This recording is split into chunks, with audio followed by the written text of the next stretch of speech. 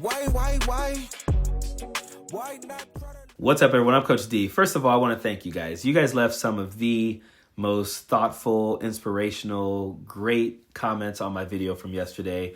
Like I said, it was my wife and my 25th wedding anniversary, and we went out to dinner, and it was a great dinner. We had a good time. I unplugged during that time. I made the video yesterday, then I just unplugged, and this morning I started reading through your comments, and I commented on a lot of them, and then I pinned a comment to you guys where I basically said, thank you for all of the congratulatory comments. Thank you for all that you do. I said my wife wanted me to express her gratitude as well.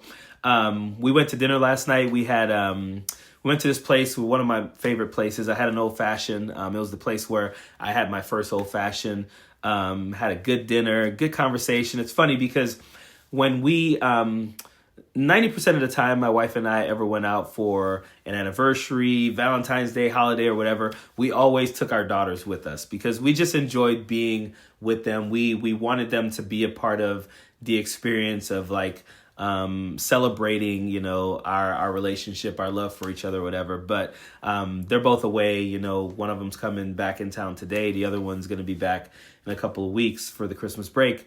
But they weren't with us last night, and we basically spent the whole night talking about them. It's always funny because either they're with us or we're talking about them, you know. But that's just what we do. It was a good night.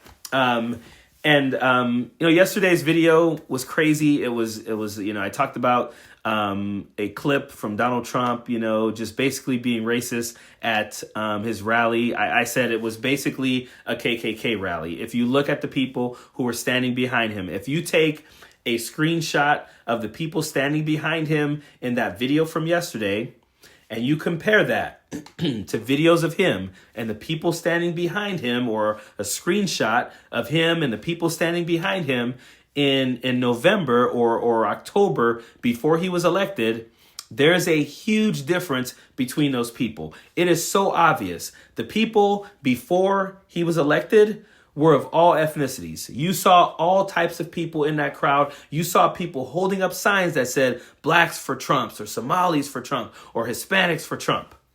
This time around in Pennsylvania, everyone that was behind him were white people. All white people, nothing else. And like I said in yesterday's video, Donald Trump is banking. He is banking on the fact, and the Republicans are as well, that they don't need any votes of black and brown people. And many of you guys pointed this out, and I want to point it out as well. Donald Trump said on the campaign trail, I don't need you guys. All I need is your vote. All I need you guys to do is vote one more time. That's all I need. He didn't care about these people. The writing was on the wall, and they fell for it anyway. And I don't want to beat this dead horse, but these Somalis for Trump have to be feeling the dumbest of any other group ever. I mean, I think Hispanics for Trump would have to feel pretty dumb as well. Obviously, people are being deported. People who they thought weren't going to be deported are now. But the way Donald Trump is demonizing, criticizing, and just the vile that is coming from his mouth about these people is absolutely crazy. I thought the video that I spoke on yesterday was the worst. It wasn't really, because I came across another video from that same rally. And again, this is something I was talking to my wife about. I know that you guys do not like watching these videos of him, but there are some videos that I think you have to hear it come from his mouth.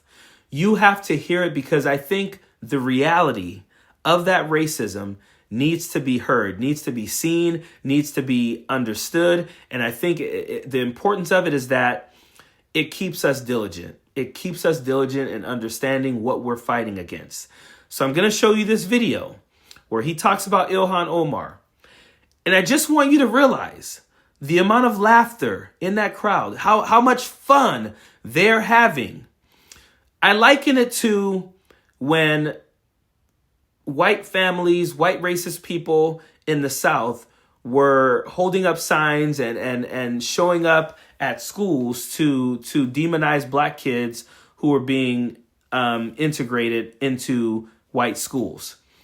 It really reminds me of that. Like, I get that feeling of just hate, just a whole lot of hate. And to watch Donald Trump stand up there and spew that type of hate and listen to these people laugh and joke and clap and yell, "Get her out of here," and stuff like that, it's sickening. But I think it's important that we all watch this video. Do we have any individuals from Somalia in the group? Please raise your hand. That's for Minnesota. Really makes me wonder what he was planning on saying or doing if there were people in the crowd from Somalia. Because again, before he was elected, there weren't only people in the crowd from Somalia, he handpicked some of them to stand behind him.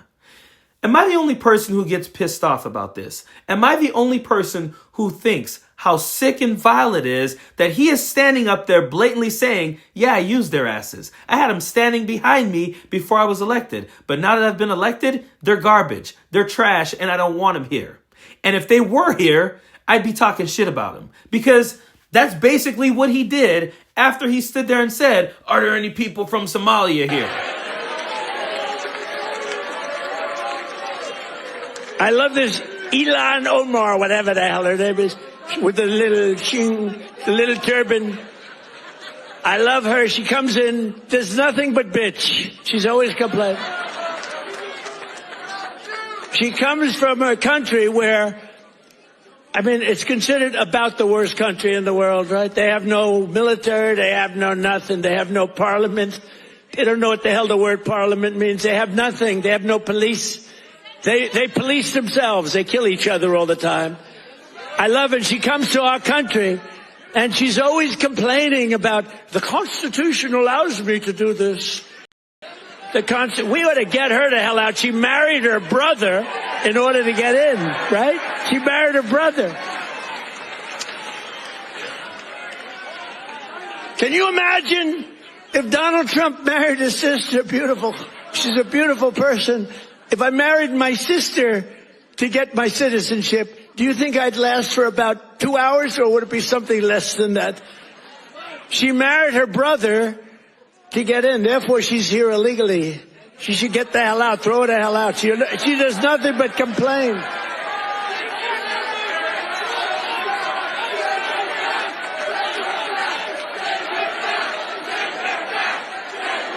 Yeah, so gone are the days when they pretend they're not racist. Like, they're not doing that anymore. They're just being overt racist now.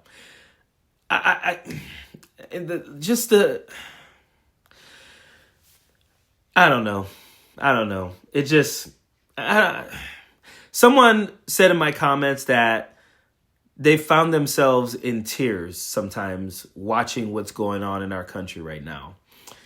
And I empathize with that because this rhetoric, these lies that he's telling about Ilhan Omar, these things that he's saying, this is going to lead to people being profiled, people being violently attacked. This is going to lead to all of that. We've already seen with the Cinnabon racist. We've seen with other racists who've said things. I've seen videos of, people harassing these people. When the president of the United States stands up there and uses racist tropes to talk about people who are American citizens, who just are a different religion than he is, we're going down a road that I don't know. I know we've had bad times in this country. Obviously, we've had the history of this country has been bad. But I feel like the way now that people have proximity to each other, people have the ability to access people a little bit easier, access their information and things like that. I feel like we're going to see so much more just violence and just vile racism because of this. I caution people to be safe. I caution people to make sure you're taking care of yourself. I caution people to realize that the Second Amendment is for you as well. Because, and this is not, me saying go out and be violent, obviously nothing like that.